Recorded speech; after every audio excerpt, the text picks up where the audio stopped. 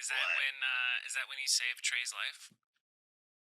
No, that was how do you know about that? Because Trey texted me. He said, "Hey, please get him to tell holy, you how you saved my life." holy shit! There's a fucking story. That was crazy. No, but that was like 6 years before I saved Trey's life. Okay. So Well, tell me about how you saved Trey's life, real quick. can we pause this? Do you cut this stuff up or no? Yeah, Can yeah, I go yeah. to the bathroom? Let's pause. I'm a P2. Okay, yeah. Let's do that. BRB.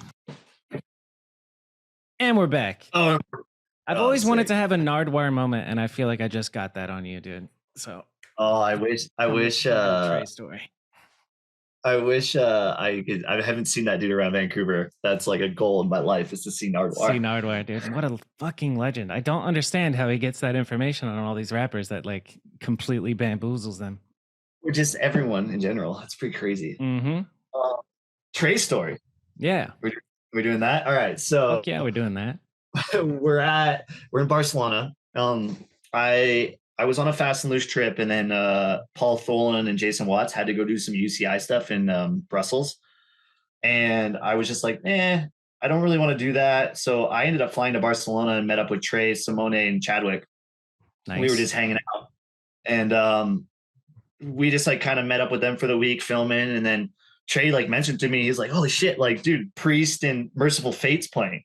I was like, holy shit. It was they were like tour that day, like Merciful Fate's reunion tour. So long story short, I got into this show. Okay. And we're hanging out. And Trey decides to go get some chicken tacos.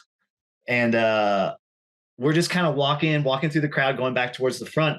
And I guess Trey started to choke, but I didn't really know. So he was just like, kind of looked at me and he's like, oh, I'm gonna get some water. And then he had something lodged in his esophagus. And then, so he goes to the bartender, he gets water. And then when he goes to take a sip, it like chokes him out and he started suffocating. Yeah, dude. And so he was like, he looks at like I was kind of like, what the fuck? Cause he was like down and he was like kind of started to vomit. And the bartender was looking at us too, like what? Like kind of thinking like, oh, is he like fucked up? But he's obviously not. And then, yeah, he kind of made a notion at me. He's like, he's like, I'm joking, but he was like, couldn't see it. He's like, it's not funny. It's a very serious. It's kind of funny. But so now that we know he's alive, it's funny. Fuck yeah, he's alive. But yeah, so I like looked at him and I was like, you're fucking joking? He's like, yeah. And I Heimlicked him. Nice. I Heimlicked him in front of like so many people. And it was like 30 seconds of reps of like real solid like reps. Cause I was scared, I was like, holy shit, this is gnarly. And like I've always been taught like when you're just above like the rib cage, you like push hard, right? Yeah. But yeah, like 30 seconds, 45 seconds, it passed. And he like could breathe again. Whew. And it was crazy because after it happened, I looked at him and we were like, what the fuck? But then everyone around us was staring at us, right? Like everyone. It's like it was like an episode of Black Mirrors where everyone's staring at you as someone dies. But everyone started shaking my hand after.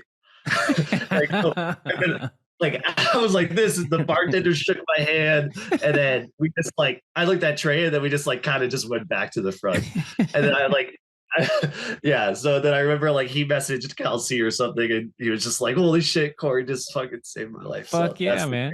Had you known? Have you like a Heimlich is something that I actually think about sometimes. I'm like, if that happened to me, I'm not really sure how to do the Heimlich. Did you know prior, or were you just winging it?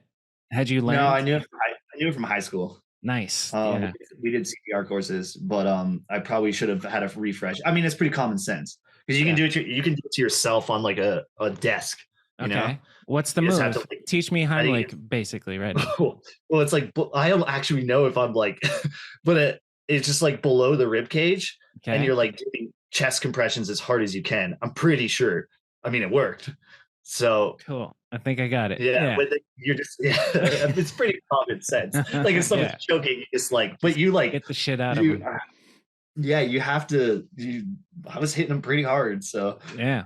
Fuck yeah, yeah, totally. Trey's life, dude. That's amazing. Yeah, that's pretty crazy. So he owes me. So yeah, reached the end of the video. Hopefully you enjoyed that clip. If you want to support me and the podcast, just subscribe and share the show with your friends. The full episode is in the description, so if you haven't, go check that out. It's also available on Spotify and Apple Podcasts and wherever you listen to podcasts. And the goal is just to grow. So if you could share the show with your BMX homies, that'd be dope. If anybody that you know that is a BMX nerd and would enjoy this podcast, do me that favor, and we'll keep all these clips coming and one episode every week. So I'll see you in the next one. Thank you.